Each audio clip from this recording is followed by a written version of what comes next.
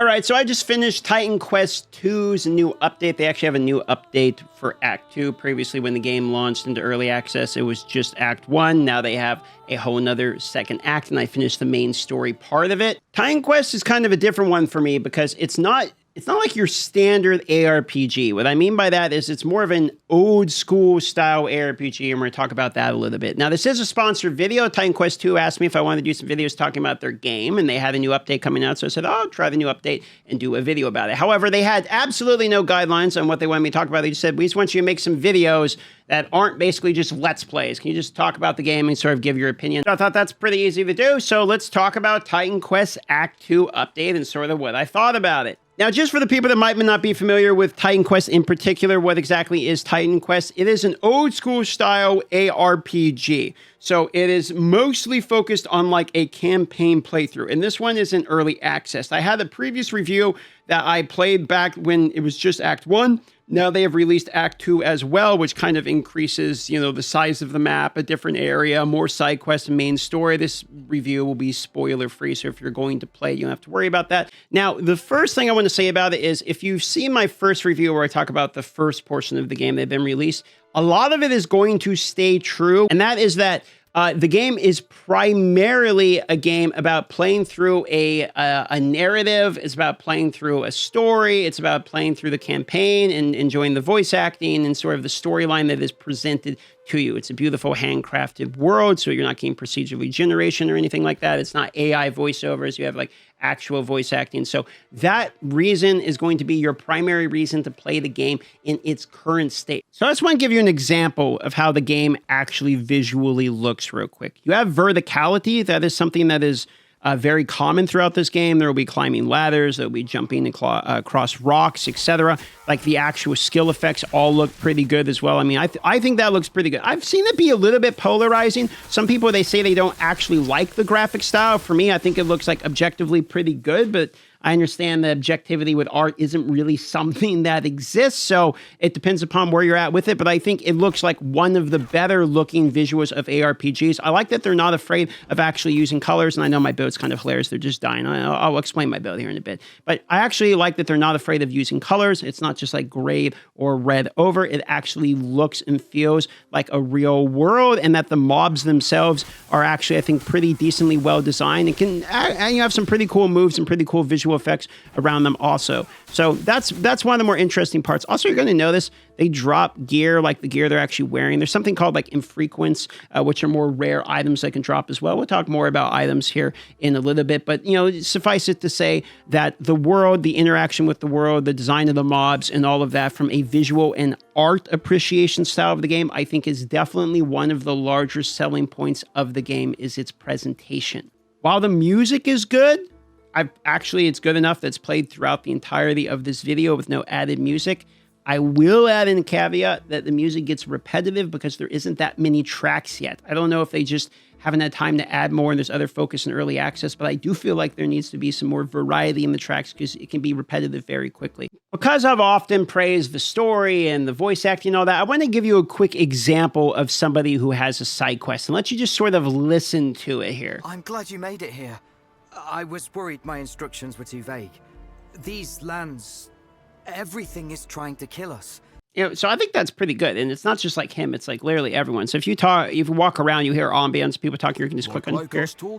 This is literally just the stash guy to give you an idea. So I thought that was worth a mention because it's fairly often I'll run you a game that's just like AI voiced over or has no voiceover at all. I mean, hell, dude, in the largest IP in the world, which will remain nameless, just does black screens to cut for their cutscenes. So it is when they actually do take the extra effort to put a little bit of detail in the world, I think it's worth mentioning. One of the selling points of the game is for sure that it's not too complicated to get into. So if you're somebody who gets overwhelmed by ARPGs, it is a fairly simple system. Agility is going to support light armor, medium armor, fast weapons. Knowledge is going to support robes, plated robes, magical weapons. They basically describe what they do, and each of these will grant bonuses to the ones they're connected to. So agility gives you fitness and cunning. Might gives you fitness and resolve. Knowledge gives you cunning and resolve. And then vigor is going to give you the 3 of these passives. And what do these passives do? They just up your damage. Basics for strike damage, pierce damage, poison damage, lightning damage. That's pretty much it, and these are your primary stats. So that part in itself, those are just your attributes. That's fairly simple. And then masteries are kind of cool. This is how you choose your class. So you get to pick 2 classes in the game. I picked Rogue and Warfare, and the 2 classes combined to make what your actual character is. I am a Reaver because that is the combination of Rogue and Warfare, for instance. Then you have Divinity, which is basically how much you choose to specialize in each of these classes you get through playing the campaign. And that unlocks this bar that goes up, which unlocks how far up on the tree you can actually start putting points into. So to give you an example, this is my build. I went Trick Shot, for instance, and I have it basically be like all element dot based. So I took Shrapnel, which gives me bleed chance for these sockets as you put more points in. You have like more sockets in which you can choose to add more and more modifiers on from a predefined list. So I just took everything that basically was dot damage or elements, and bleed is an element. So I'm just kind of ramping bleed. So I hit them with the move. They end up bleeding and kind of ramping bleed over time. It's just a real simple element damage over time build. And I pretty much took anything that said element power or anything that said damage over time. That was pretty much it. It was a simple build. And actually it started ramping pretty hard and I was able to kill things pretty quickly.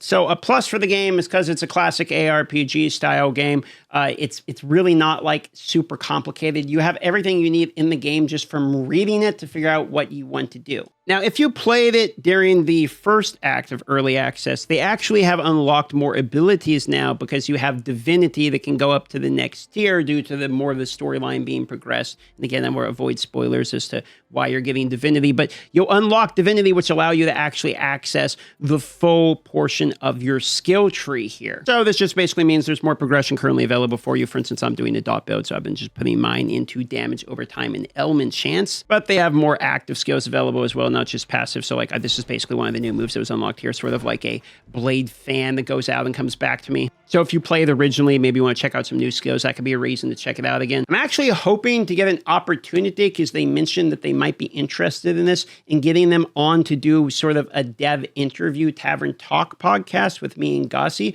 So if that's something that they're interested in, I'll let you know, hopefully they see this and say yes. I am noticing that they're starting to add things in the game that people are requesting. So there does seem to be some like give and take there. Just as an example here, people were asking for a character creator on launch. They wanted to be able to sort of make their own. So here you go. It looks like they're actually kind of setting up a character creator. So you can entirely customize your hero's face, body, and more. So that hero is unique to you. It's just like an example of something. And that was actually on the 23rd. So that was only just a few days ago that they announced that this is coming. I've also noticed they've started literally doing like balance changes already as the game goes. They're trying to balance out the abilities. There were some busted builds, to be fair. What's hilarious is literally both of the builds that I ran into were both on this balance list. So the Ice Shard sort of auto-homing missile is a little ridiculous, not gonna lie. Then the Bleed Rupture element fix apparently had a bug, which is part of the reason I think I was wrecking stuff in Act 1 so easily before in my previous review. Basically, GG both my characters. Now, the exception that I mentioned in my previous review and what I want to show you here real quick is that one of the things I said and one of the cons for me about the game was that the boss fights are very, very classic ARPG. These are like Diablo 2 style boss fights where it's a mob with some mechanics. Mostly, I'm over leveled here, so I'm going to be killing him a lot, faster than normal here. But they're pretty simple. You're not going to have the arena bricking. You're not having laser beams you're dodging and different mechanics you have to do and tons of different ads. They are fairly simple. You can refarm them over and over again. This is actually one that I'm farming again. I've already killed this guy, but you can go back and refarm them again, sort of like Diablo 2, for instance. So if you're somebody who primarily gets enjoyment from the campaign through the boss fights themselves, this is one of the more underwhelming parts of the game for me, if I am keeping, true to the honest review of it. That being said, I do want to give credit where credit is due. And as Act 2 progresses, and I don't want to spoil these ones for you because they're core critical parts of like the storyline, the story-related bosses, the ones that progress you out of the Act 2, are actually getting more interesting. So I have a feeling that really the boss like you saw here, the ones in between just as you're playing through the game, are sort of, just filler, little extra difficulty bits. But then the actual storyline, like capstone bosses, are where you're going to be getting more interesting boss fights. And they did do a better of that job of that in the final Act 2 boss than in the finale of Act 1, in my own opinion. And because Act 2 is better than Act 1, it could be the situation where it's like, Act 1 bosses are like kind of easy and it's literally like the tutorial beginning of the game. Act 2 gets harder, and as it progresses throughout the story and we start finding like more and more major bosses, we actually start getting like much more big dick boss fights, So that it could be that type of situation too. One other random point I want to add here is this is a good example of, you can kind of see it actively happening on the screen here, is it has a day-night cycle. So it goes from day to night, back to day, back to night, and this is actually actively happening here. So it does change, what the environment actually looks like. I think that's pretty cool, which it kind of adds to part of what I think is a selling point for the game, which is not only the visuals of the game, but that the world is handcrafted and actually feels like a decent world with decent enough exploration and side quests and, the people and the voice acting and all that. The immersion, or whatever you want to call it. It's pretty hard to get immersed in an isometric ARPG, if we're being honest, okay? That's not typically the genre that does that for you, but they do a decent job of providing that kind of experience, which basically my review of Titan Quest remains the same. Going from my previous unsponsored to this sponsored version of the video is basically the same opinion. It's that the game itself is actually pretty fun to play. I think the campaign's pretty good. There's just not a lot of it yet. The Act 1 was pretty, is 6 hours, 10 hours if you explore a good bit in Act 1. But now you got Act 2, so you got twice as much to do, and it keeps up to the same level. In my opinion, the Act 1 was pretty good. Act 2 is pretty good. So you got a pretty good playable game there that's got a little bit more available content. It is not completed yet. So you have to be okay with, if you're going to purchase it, knowing that you're going to get 2 of the acts and the rest is going to still be delivered to you. So that's basically the one major feedback point, caveat, criticism, con, whatever you want to call it. You got to be aware of that. The other portion is going to be that, in my opinion, I think the boss fights are still kind of underwhelming. They kind of kept that going. But the Act 2 bosses are actually getting better. So it does make me wonder a bit. I wonder if they are making the, the bosses in Act 1 like kind of easier. It's like learning, you're basically in the tutorial of the game, and that they're going to be ramping up in difficulty and mechanics and stuff as you progress through the campaign. That could absolutely be something that's happening based upon my experience of Act 2 versus the Act 1 bosses. So that remains to be seen. Overall, I still give the game a thumbs up. I still think it is worth playing. It's just up to you, the value proposition of what I've shown. To give you an idea of pricing here, you are talking about $29.99 for an ARPG. Because of its current price point and the fact it is early in development, you have to acknowledge when you purchase this game, you are looking into the future for your value proposition. The game in and of itself is asking a fairly similar price to other competitors on the market, but it is very obviously trying to deliver something different. It is looking backwards to what classic ARPGs used to be. It reminds me of Diablo 2. It reminds me of obviously OG Titan Quest, Grim Dawn. Other ARPGs like this come to mind in terms of what it is. It is not a game that you blow through the campaign just to get to what is at the end of it. It is a game that is crafted for you to enjoy from the beginning of your character. If that sounds like something that's interesting to you and you are willing to wait as it's continued to develop, or maybe you're looking for something to play in the interim while you have nothing to do, then I would highly recommend Titan Quest 2 under this value proposition. This was a fun one to make because it is a departure from the norm, and it was a fun one to play through. So I would be very curious to know what the audience's take actually is on classical ARPGs. Do you guys actually really enjoy these style games? Have you been sucked into like the modern style ARPG? It's all about in-game and go and farming. Where do you sit on your opinion related to classical ARPGs in particular? And I'd be very much interested in talking to the Titan Quest 2 devs about the development of the game and what demographic they believe enjoy these style of games and where they want the game to sit in 2 to 3 years from now. So I hope that I get a chance to have a conversation with them as well. Shout out to Titan Quest 2 for sponsoring today's video, and I hope you guys enjoyed it or at least found it entertaining, and I'll see you guys on the next one.